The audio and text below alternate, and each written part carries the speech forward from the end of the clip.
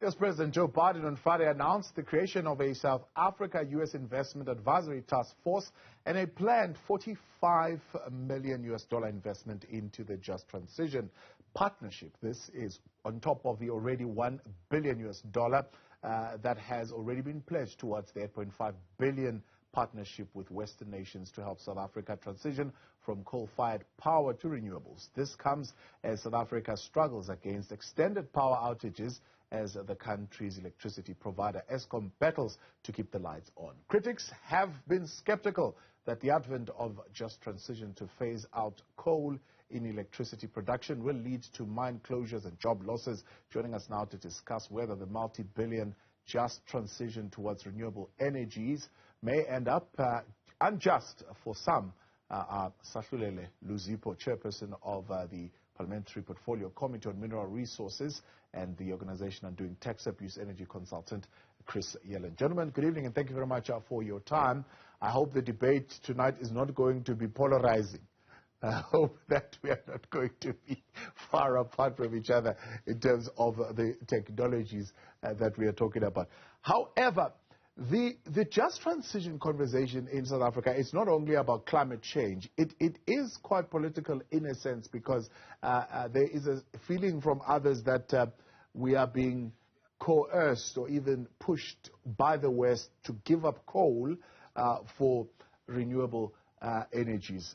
So, Chairperson, let me begin with you. Developing nations, should they rush into the renewable space and moving away from coal and other fossil fuels as energy source? Is this a viable thing, let me say, for South Africa in particular, and can we afford it? Yes, good evening to you, Thabo. Good evening to Chris and the viewers. Look, I think we may share a different understanding of the just energy transition. To the best of my knowledge, just energy transition, it's not necessarily about doing away with coal. One of the things is that from where we are sitting is that South Africa is endowed with mineral wealth beneath the soil, and amongst those it is coal. And you will recall that for quite a long time we have been sitting as South Africans, and probably a majority part of the Southern Africa, not being aware of the types of commodities until the discovery of diamond in 1852 in Paardekraal in Krugersdorp. And at that time, I doubt there is anyone who would have understood the commodity wealth that we are having beneath the soil. And therefore, the point I'm trying to drive to is that I don't think when we are sitting here, we can say we don't have clean coal technologies. We are in a world of the fourth industrial revolution, and we have got capacity to address quite a number of issues through that process. And therefore, having clean coal technologies, it is one of the just transition processes. Yeah. Secondly, it is not a program that we say it is a matter. Yes, and I always say, let's respect the fact that there will be people who take a stance that we don't want coal. The truth of the matter is that the issue is not coal. The issue is the high levels of emission, and coal, it is one of them. And therefore, we have to deal with the problem of air emissions, not a particular commodity. Yeah. But Chairperson, there are some in energy who say government has taken a position to do away with coal-powered fire stations, right? For example, we are hearing that the maintenance budget has been cut by something as close to 75%. To say we want these things to die, they must not exist in lieu of promoting IPPs, and that's the feeling that I know you're saying the coal will still be there, but how will it exist when we are killing those power stations? No.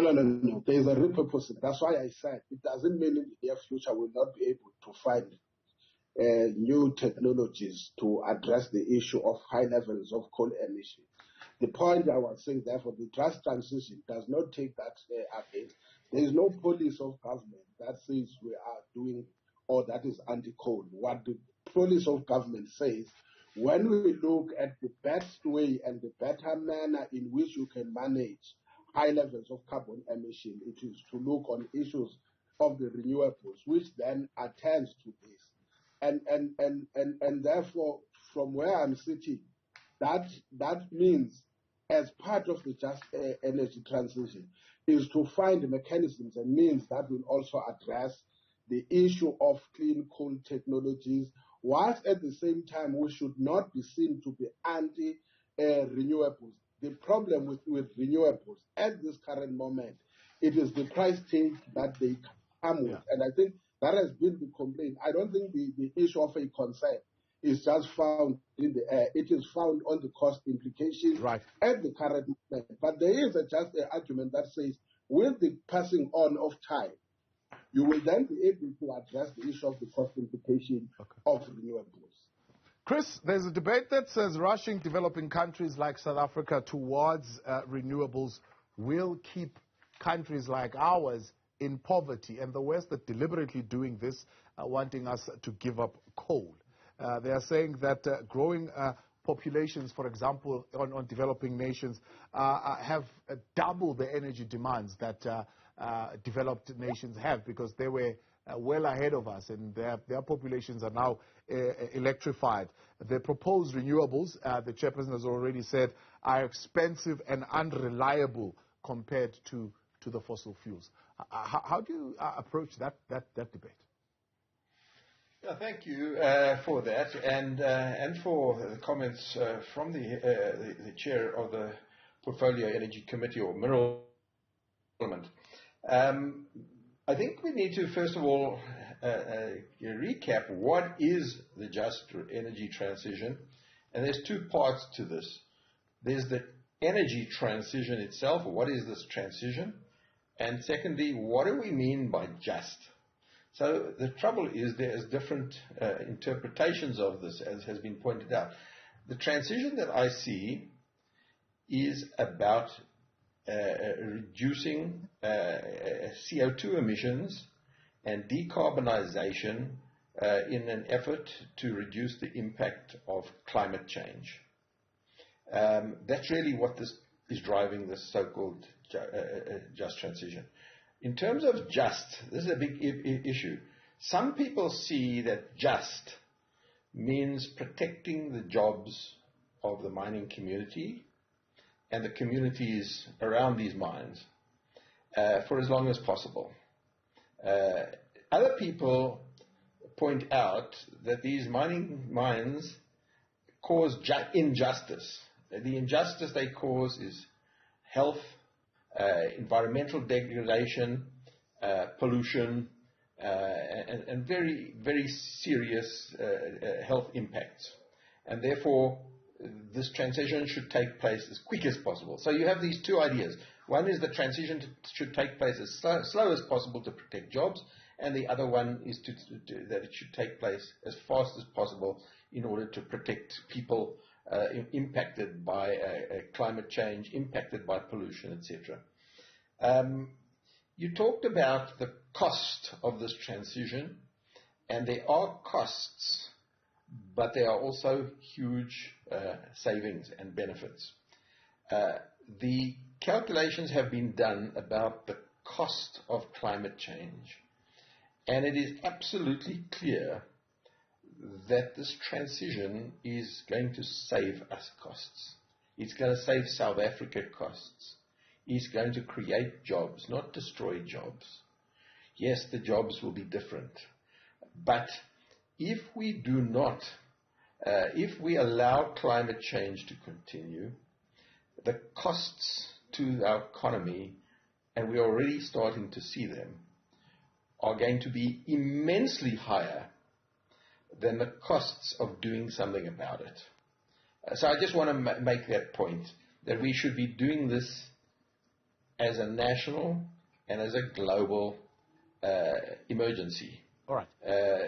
Climate change is real. When we come back, we'll talk a little bit more about those costs. Others are saying mitigation alone will cost developing countries close to $600 billion per year, and the current $100 billion that is being pledged is nearly not enough for developing countries. But we'll talk that a little bit more when we continue. Let's hear your views and your thoughts tonight. 072-110-5584. Should developing nations be rushing into renewable energies and moving away from coal and other fossil fuels? What are your thoughts tonight? In Focus continues. Back live with you tonight, John in Focus, Newzroom Afrika, Channel 405. Thanks for staying on. The debate on the just transition continues. Chairperson of the Parliament's Portfolio Committee on Mineral Resources and Organization Undoing Tax Abuse, energy consultant Chris Yelland, still with us. And your thoughts on 072-110-5584. Developing nations, should they be rushing into renewable energies? Chairperson, the scale at which we are moving or rolling out renewables has been questioned. Are we being overly ambitious? I think we are, all in all, 18% of our energy mix is renewables at the moment, and they're saying we are trying to roll out a little bit too quickly when, quite honestly, we are not emitting that much high compared to what other countries are doing. Look, Sabo, let's start on this. I don't want us to say whether we are going fast or we are going slow. The truth of the matter is that you have got high rates of unemployment that needs to be addressed. And any exercise that we do which is about job creation must first address that crisis. You don't have, sometimes the manner in which you make this argument is an argument of job substitution, that those who are currently working must be guaranteed that they will work. We must see this process as part of contributing in ensuring that there are new opportunities as far as job creation is concerned. Yeah. Otherwise, it will provide no justification when you say it is a just transition. Only it is about substituting existing jobs.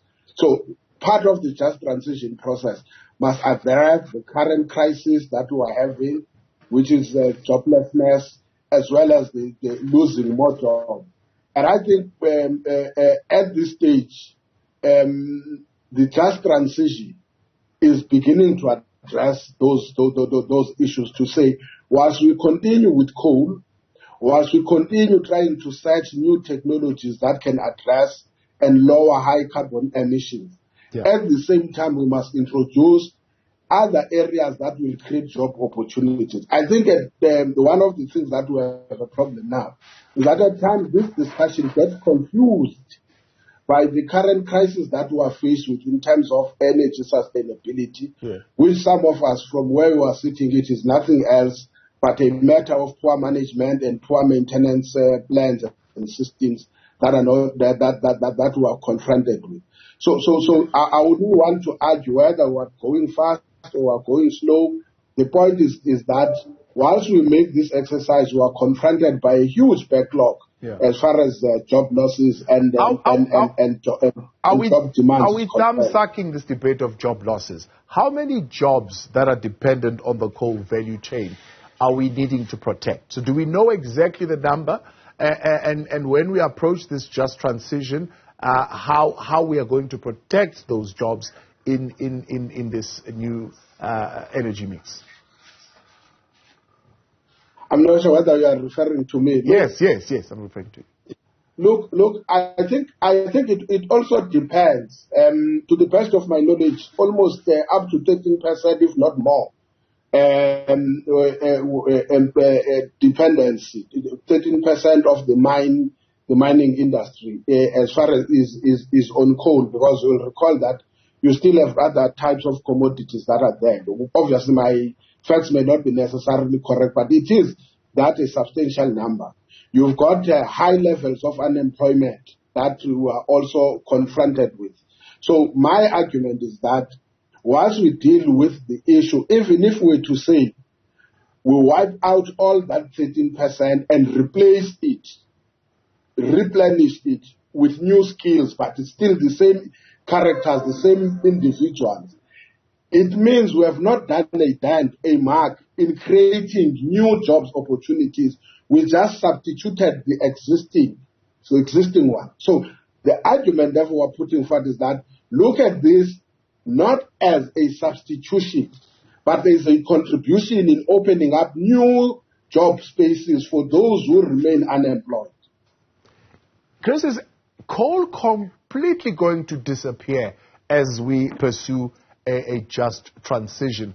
Or is there, as the chairperson of the Portfolio Committee is saying, a less harmful way in which we could still be using coal and protecting those jobs that are dependent on the coal value chain?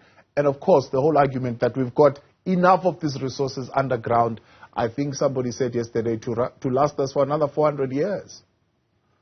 Yeah, I'd like to cover a number of issues that you've raised and that Mr. Luziphoweigh has raised.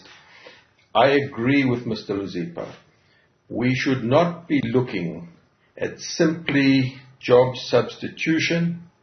We should not be looking just at protecting the relatively low number of jobs in the coal mining industry, relatively speaking. We should be looking at massively increasing job opportunities. And this is what the just transition offers. It is an indisputable fact. The statistics around the world show it. It's not a point of argument that the renewable energy sector offers far more job opportunities than the nuclear and the coal mining sectors.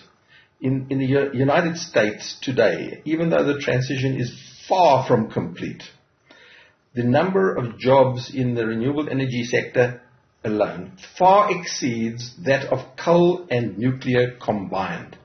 South Africa right now has a relatively low amount of renewable energy. Something like 6% of our electricity comes from renewable energy. Only 6%. We are significantly behind the curve. Will coal disappear? Not for quite a long time. The transition is such that it's not an overnight thing where there is a sudden stop of coal. It's a relatively slow transition that could take a couple of decades. And there is more than sufficient opportunity to look at alternatives and to grow the South African job opportunity markets dramatically. You see, if you just look at protecting the existing coal mining jobs or replacing those jobs, as Mr. Luziphoweigh put it out, a substitution of jobs, you are protecting the jobs of a relatively small number of people whilst jeopardizing the jobs of the South African economy in a much broader sense. So I agree with Mr. Luziphoweigh, we need to be looking at massive job creation, and that's what the opportunity is. The last point I want to just make is this idea that coal is a natural resource that needs to be exploited, a kind of a national endowment that we need to exploit. I just want to point out that we also have in South Africa a so-called natural endowment, a big one, of asbestos.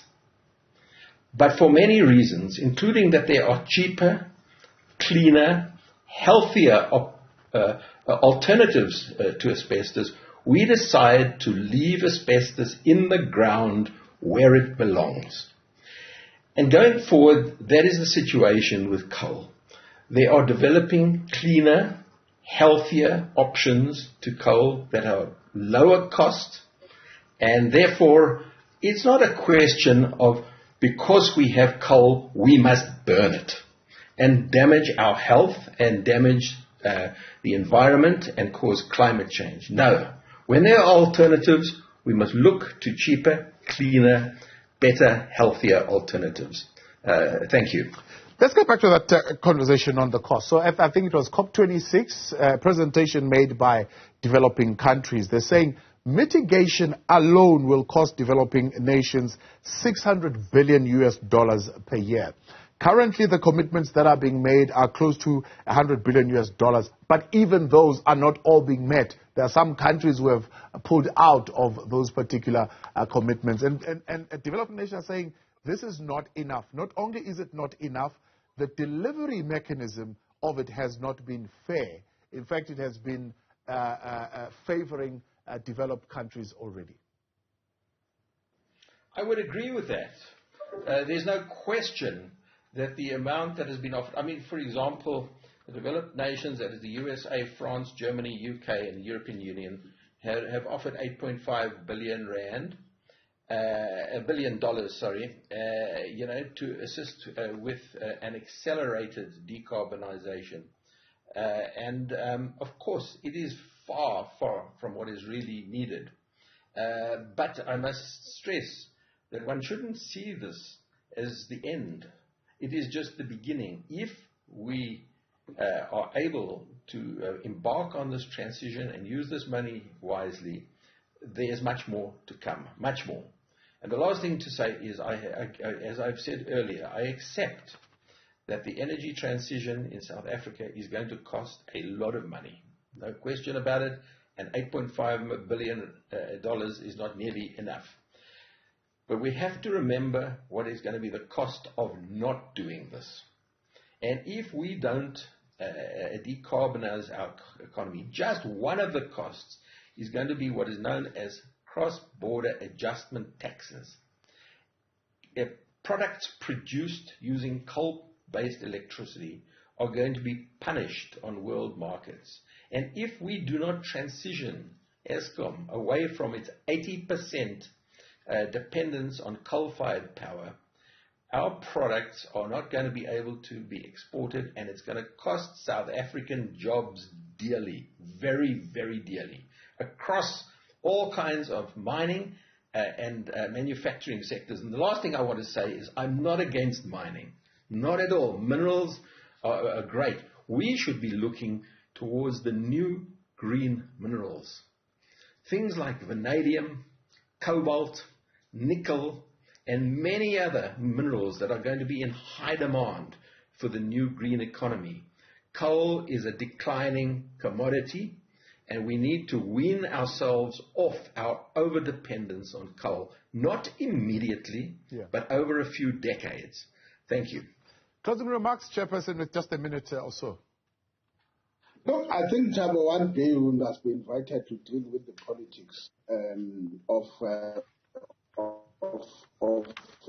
mining, particularly commodities, and also the politics and the history of mining in this country, so that we deal with issues into perspective, including the matter of coal.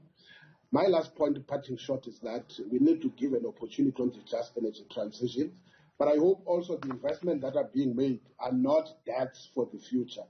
If there is a way, there is a commitment to address and contribute and invest in the just energy transition, it should not be at the cost of the ordinary South Africans on the floor, where it is demanded now the returns of what we would have assumed that it is an investment.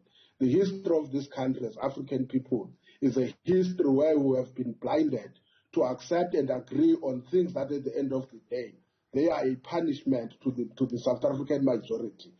I always make this joke and say, we don't want to go for the second non-house when we are promised things up the sky, when the reality is that what is being put is just a pie in the sky. It will not benefit the ordinary South Africans on the ground. And I think those who stay in the Eastern Cape will know the story of non-house. Thank you very much. Right. Appreciate you. Thank you very much for coming on, and let's leave it there for tonight. Take your thoughts still on Twitter at Newzroom 405-072-110-5584. Chairperson of the Portfolio Committee on Mineral Resources, Luziphoweigh, there, and as well as Chris Yelland, who is with OUTA as an energy consultant there.